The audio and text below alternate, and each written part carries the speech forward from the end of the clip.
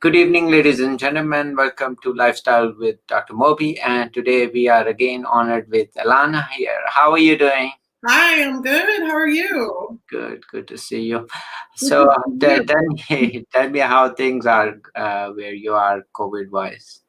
Oh my goodness. We're in an orange zone. I'm in Staten Island, New York. So there's no school. Almost everything's closed. The Mhm. numbers are super high. We're opening a field hospital here. Oh, It's just unbelievable. Like every day you just hope for the best and that it's going to get better. And it feels bleak right now. Yeah.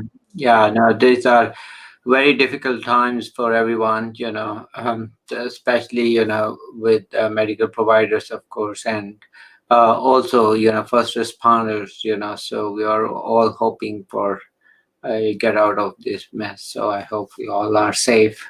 I think audience will love to meet your dog too. I know I Phoenix, do. the Yeah, golden is doodle. is right there, and she was telling me of stage that is always with her.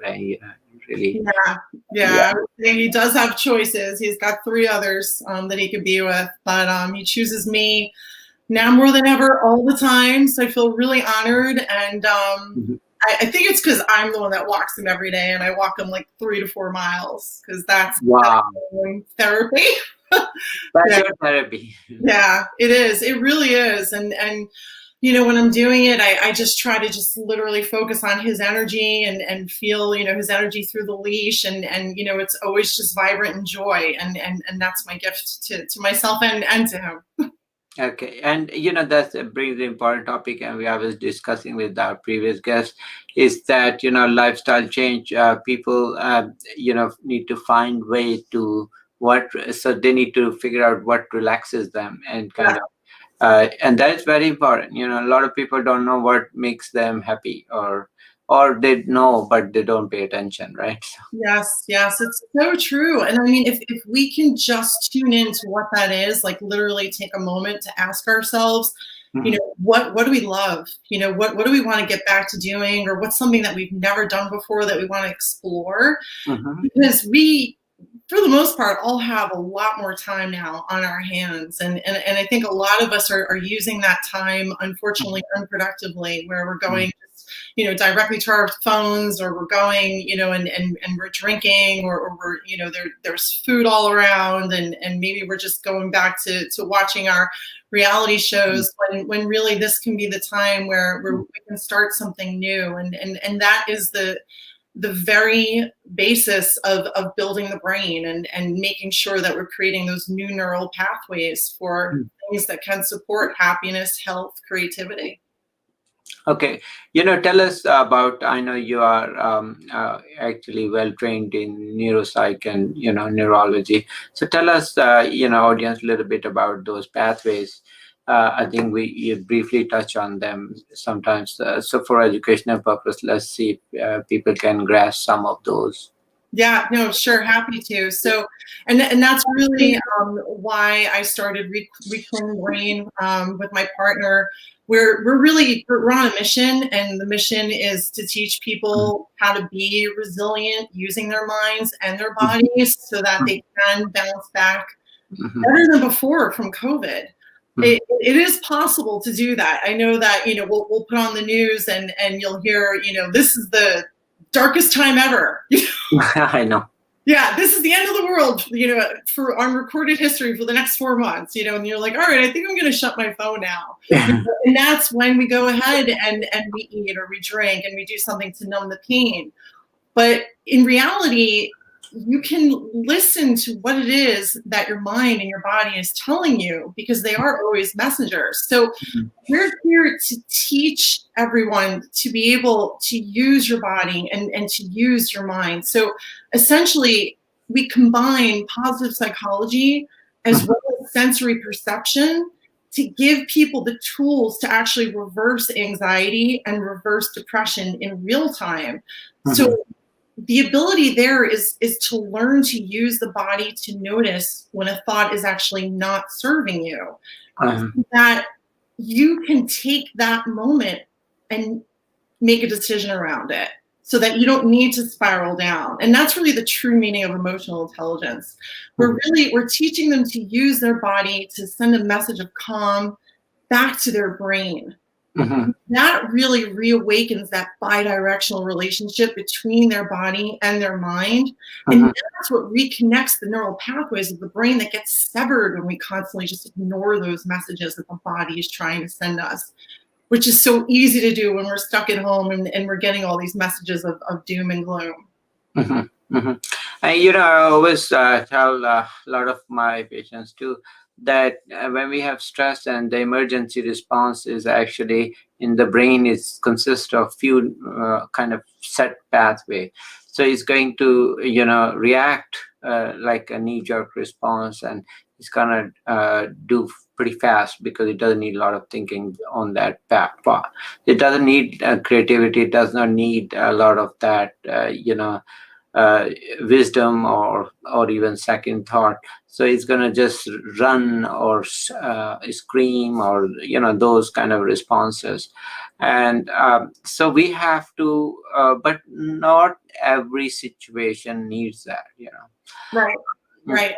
And that's where it's so important to learn to be the watcher of your thoughts and the watcher of your body, right? To understand what it is that's actually running through your mind and what it is that your body is trying to message to you. So if you do this, after a while, your default can eventually become living in the present moment. That's completely a possibility. And then what you have there is access directly to the prefrontal cortex, which is the awareness and the creativity center of the brain. And that's the place where we use to lean into joy, to lean into connection. And what we're finding is that in the workshops that we're giving is that this is becoming so effective for the participants because it's giving them access to the creativity center of their brain. And the workshop participants are coming back and they're telling us that they're innovating more quickly at work, which we didn't really expect to happen. They're feeling more connected to their mission of the company. They're finding more connecting moments to their teams. We've even added a corporate framework to our offering. So we're now doing creativity and innovation labs because of this. So, the idea here is that it doesn't necessarily have to be a time where we're spiraling down and that we're falling victim to everything that's around us. We can instead pay attention to what it is that's running through our minds, listen to our bodies, and then take that moment in real time and reverse it. Yeah, and that is, a lot of people don't know, but the answer is right there within us. So it's not that you really have to look outside. A lot of people ask, okay, do I have to take vitamins? Do I do this? Do I do that? No, answer is within us. Find out, very simple, is just first of all, pay attention why we are here or what makes us happy or sad. Just differentiate between those two states for yourself. And and it's very easy. Many people are in constantly one state or mostly in one, and they don't realize that how good they were or how nice it was when they were happy. Right. Exactly. And that right there is such a huge thing because, you can think that the world is crashing down and it really is something that is easily fixed until, you have an actual real problem that can't be fixed. So if we can have that level of gratitude, and that to me is real gratitude and appreciation for life, is being able to understand. So, if my stomach is actually empty, I've got one problem, right? But all of a sudden, if it's full, I've got a whole bunch of them, right? Yeah, I know. We create all of those kind of mind-made problematic moments for ourselves, when in actuality, those are the moments that we can use to become better and stronger at any time. It's just a matter of whether or not we're able to be the watcher of those thoughts and be interested enough to figure out what it is that's so fascinating about our problems that are happening today, which is where we can then turn around and say, well, what is it that I want to make of this situation, instead of having that situation make something of me. And so tell us, I know we briefly touched with the last time too. So with your conferences, you have figured out way to help them to kind of analyze their situation and be more productive. So tell us some of the tips which listeners can benefit, or at least they get to learn once they join your conference. Yeah. So what I think the biggest thing that everyone can start to do is notice where in their body it communicates emotion to them, right? So if you are someone that can feel anxiety, like I used to feel it on a regular basis in my chest, it's really not ignoring that pain in your chest, but stopping to notice what that pain in your chest represents. Stopping to ask yourself, what is that emotion? Where is it coming from? Because we know that it's tied to an original thought. And then once you can get to that original thought, you can rationalize in a way that creates a thought that's better for you. Mm-hmm. So the way in which to do that on a regular basis is to actually start to get more in tune with the messaging behind your body and your mind. Mm-hmm. And the messages can be, with all our senses. So it can be, sound, it can be, anything. And then, the senses just deliver the message. And then, your brain processes that. Now it can process to the, emergency mode, which we talked a little bit, touched it, and it goes into, oh, that's a threat, and then, or there could be no threat actually, and then but you are kind of into that mode, you would take anything and everything as a threat. Right. Exactly. And that's where we see that the landscape becomes less resilient, because now you're in a mode where your amygdala is in charge, right? And the amygdala is the emotional portion of the brain. And that's where you get into fight or flight, and you start to notice that everything around you feels like pain. And you find ways in which to even rationalize that pain by getting angry at other people around you. So you're looking for ways to actually support that. Right. So when we are in that mode on an ongoing basis, it's impossible for us to be able to access the rational part of the brain, which is the prefrontal cortex, which is what I talked to you about before. That is our awareness center of the brain. It is our connection center of the brain. It's where we can feel empathy. It's where we can get into creativity, where we can choose the thoughts that actually serve us. But we can't actually access that part of the brain until we've told the amygdala that everything is totally fine and you can stand down now. So we have to find the tools in which to do so. And we can't just ignore what it is that's happening on a regular basis, because that's where you'll be spiraling down and you'll never be able to get into the present moment. And that's, for people to understand, actually, it's the brain is wired and there are multiple connections, and those wired, the circuits actually, it forms that circuit, it remembers that, and it develops that circuit, it has multiple stops and it can kind of run the circuits either way. Which is fascinating because it can form new circuits as well as it can change how it transmits information from there. Exactly. So those are the one what we are talking about. What Alana is trying to say is that we can actually create positive circuits in that, that some portion will go to your prefrontal cortex, but it's not going to go if you keep on circuiting short circuit, I would say, short circuit yourself, and not let the information be analyzed by the prefrontal cortex and make sense out of that. So it's going to do a short circuit switch real quickly, and you are doing again and again into that. So just all you have to do is think logic, give your brain a logic to let it analyze, let it understand. And so that's just it, because when the amygdala is the one that's calling the shots and you're at the mercy of the amygdala, you're going to feel that negative emotion all the time. You're going to be in that kind of mode where everything around you really just sets you off, which is kind of the way the whole globe is right now. But if we can have a realization that we can be the person that rewires our brain, we can completely leverage that. It's completely within our own capacity to do so. The only thing we simply need is awareness, which lives in us all the time. Then we can actually rewire our brain for positivity, so that the default is having the prefrontal cortex, that rational center of the brain, be the one that's in charge instead. And that's where mastery lives. That's where creativity lives. And that's where we're able to create, these innovation labs, and we see all of the great effects from that.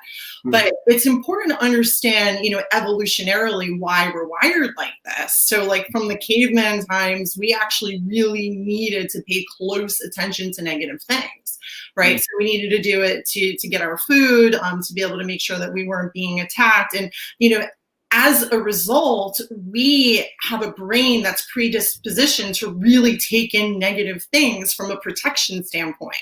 So when you're taking a negative, your brain is really just trying to protect you. But nowadays, and I think we talked about this a little bit on the last time, we don't have to hunt for our food anymore. We can get it from our phones easily. We're not living in caves anymore. We're living in our homes, but we're still really paying very close attention to negative things. When in actuality, we don't need that for survival anymore. We can now be in a place of thriving where the prefrontal cortex is in charge.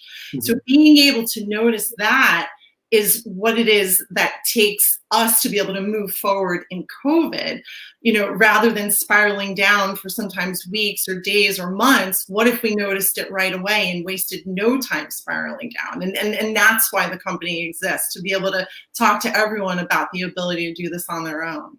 And it's fascinating, over the years, our brain is, of course, still has the primitive thought process in it too, and it is covered. So there will be, the gray matter, all that portion over there is probably more civilized and all that, and different parts has evolved. So the primitive system is the limbic system, is going to do with your primitive desires, food hunger, and, recent memory and all those.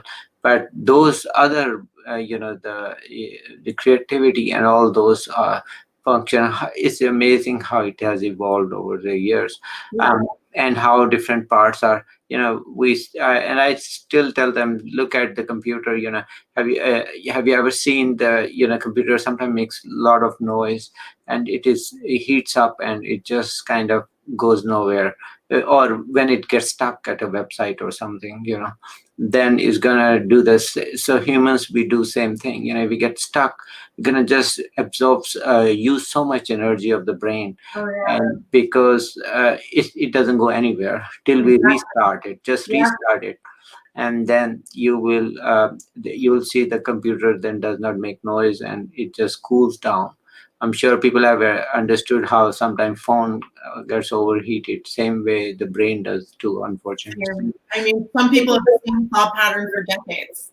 Yeah, and they keep on doing that, and so I say, well, but one thing is I've seen that when you give them that feedback kind of thing, and I say sometimes I tell them, okay, why don't you measure your blood pressure before and after, and you will see that your actual blood pressure goes 10-15 degrees higher or higher as soon as you go into their stress, and your heart starts pumping.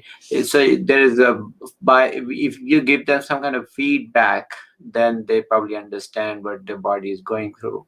Yeah. And, it is so important to understand the mind-body connection and the way in which that it happens, and to be able to listen to it. I'm sure you understand the way our body is completely encapsulated with fascia. Fascia is the connective tissue that, also holds together all of our organs. And it's so interesting because within the fascia, there are these tiny molecules, and they are crystalline, and they are flexible, right? So that means that they're very good conductors of our emotion and our thoughts. And people don't really realize that kind of connection that we have. So like if we did a meditation right now where I asked you to just think of your toes, and you breathed and you thought of your toes for a minute, your toes would start to tingle. It's the same thing that actually happens when you feel anxiety or stress, some kind of negative emotion, maybe shame, or you were left out of something, and your heart starts to hurt. Well, instead of ignoring that, why don't we use our body to actually send a message of calm back to the brain? And then we can actually rewire the brain and we can create new neural pathways for positivity in doing so. And that's where the brain becomes more positively biased. That's where it becomes fun because our default becomes that. So, it's interesting because the way the amygdala will store memory, as you were saying before, you'll have something that'll happen to you that'll really upset you, and then you'll have a negative emotion that'll be attached to that, right? So it sits there in the amygdala. That's called the amygdala being potentiated with something, right? So when something happens that reminds you of that memory, you automatically feel that negative emotion. Well, there's actually an ability to de-link that negative emotion permanently from that particular memory that sits in the amygdala through the body, and actually swap out that negative emotion and replace it with a positive one, so that the next time you become triggered, that memory is nothing more than a memory. So I'm familiar with havening by the Rudin brothers. They created, I think, about a decade ago. That's one of the things that we teach the participants is to be able to stand down the amygdala using havening, so that when they have a traumatic event that happens to them, or they just have a really bad morning, they can immediately in real time make sure that that doesn't get linked to what could potentially be a traumatic memory going forward. That is true. So there is some response to that traumatic event. So you can disassociate or rewire your brain to, and it also it's a new, also one of the form of therapy they do for nightmares or post PTSD. So they can have nightmares, and you can actually, I think, reimagination that they do image rewiring. I think they let them change the outcome of that nightmares into a different, so the pathway is changed. So exactly what you're saying. So those can be, and also a lot of people to understand is that, you know, brain has a limit too. So, like anything. So if those circuits, if we keep them busy, and I tell people, have you seen many times if you are calling phone and the circuit, it keeps giving error, all circuits are busy. So same thing happens to brain. If you put too much negative energy, and then they come and they say, oh, we are getting forgetful, am I developing dementia? Not really, you're not developing dementia. Right. You're developing, actually pseudo dementia, which is because of the stress. Your brain is so overwhelmed, all the circuits are busy, it's not going to entertain any more memory, okay, because memory needs circuits.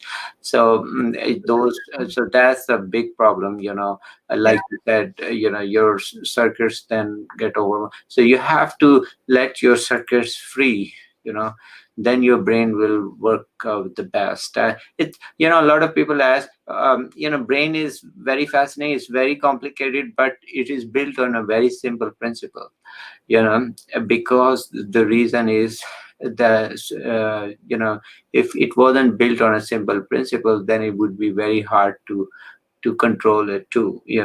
Absolutely. And it's so true. I love that you said that, because whenever I see people that are so distracted by thinking about the past or thinking about the future, I just want to grab them and tell them, you're ruining your memory right now. Your concentration is going out the window because you're constantly thinking about things that either happened already or are about to happen. Yeah. To me, it is so unbelievable that then they don't really understand why they can't remember anything. So it is beyond important for everyone to be able to understand that the best exercise that we can give our mind is doing nothing. Yeah. What I mean is doing some positive thing. Okay. So I think the one fascinating topic you touched about the fascia is that happens actually with fibromyalgia. So they have these tender spots all over. And as you said, those stress can actually manifest that. So they develop a lot of these pain. And also they have a unique sleep, alpha delta sleep. So those are but those are very interesting how the mind manifests with body and so forth. It is very, I mean, it is very complicated if you want to learn the depths, but the principles are are same. The principle is on which everything is built, and then that's the main code, I would say. And then the mechanism, of course, brain is so complicated. I mean, you can't even study. You can People haven't even mapped it yet. I mean, they can map it, but it takes pages and pages to map it. Oh yeah, and people don't really realize, like there's always this level of complication, but then as you were saying, there is simplicity around it. So like we can do havening ourselves by simply just doing this. I don't know if you can see me doing it. Yeah. Down regulates the nervous system, and it tells the amygdala that we're fine, that we're totally safe. Yeah, that's This is all wow, we do. that's cute. If you're doing that, and then you do an affirmation around it, like I am calm, I am safe, I am connected, and then this is over here. You can do this too. So on our hands. Oh, that's cool. Yeah, this is another one. Sometimes news reporters do it under their desk. But our fingers are covered with Pacinian corpuscles, and what they do is they actually, depending upon where you rub, and you can do it here too, it actually sends delta waves to the amygdala, which is what's activated in stage 3 sleep. Yeah. It tells the amygdala that we're totally safe and we're totally fine. So the therapy is, no matter how far back you go, like the further you go, the better. You can actually de-link trauma from childhood, like decades old trauma. You can do that in just a matter of moments, and then you can actually replace it with a positive emotion instead, so that we don't have to have our lives dictate what our childhood went through. As Martin Seligman said, who created positive psychology, childhood is overrated. We can actually just with our fingertips be able to do this kind of thing. And I mean, I do it every morning and I do it every night, and it puts me in a state of calm and relaxation. And, I just wish everyone knew about it, So I did not know that. We of course study with sleep stage 3 and 4 and delta waves. I'm a big fan, of course, with delta wave. But I have not heard about that sense of delta wave. Now, I always had postulated or thought in my mind that this brain is like a station which can catch a lot of frequencies, and of course it has amazing ability to catch that positive energy, what I meant. Also, actually, it can catch negative energy too. Yeah. But if you're open to positive, it can really catch that. And like you said, those delta waves, if you're transmitting those, it will respond to that. That's beautiful. That is such a beautiful thing to share. Thank you for sharing that. And you're welcome. I would love to be able to walk everyone through an evening exercise. It takes 5 minutes. I think we don't have time now, but next time we can do it. Okay, great. It was pleasure coming back again, and I have a few guests ever who really came back, and it was really you're one of them. Thank you for coming back. And any final thoughts you would like to share? Sure. Yeah. Our next workshop starts December 16th, which is just next week. We actually have 2 spots left. We have $100 off if we put in Dr. Moby. Okay, no problem. I would definitely attend that and listen to your. That's fascinating. So we would be happy to have abbreviated version here on our. So a lot of people can really benefit that. So if you want to just share with us some of those highlights, I'll be happy to just air your program so they can kind of or trailer or whatever the advertisement for that. So I would love to do that. What I can do is I can create a video where we can do it together for the evening, because I'd love for everyone to be able to every single day kind of make sure they don't have trauma going forward by just depotentiating their amygdala in real time. Yeah, and that'd be good. If you have any promo, you can share it with me. I'll be happy to run it for you. And a lot of people, I'm sure a lot of people will learn great things. Thank you for coming, Thank Kausha. you so much. It was so Take, nice to take, meet you. Take care. Bye. bye.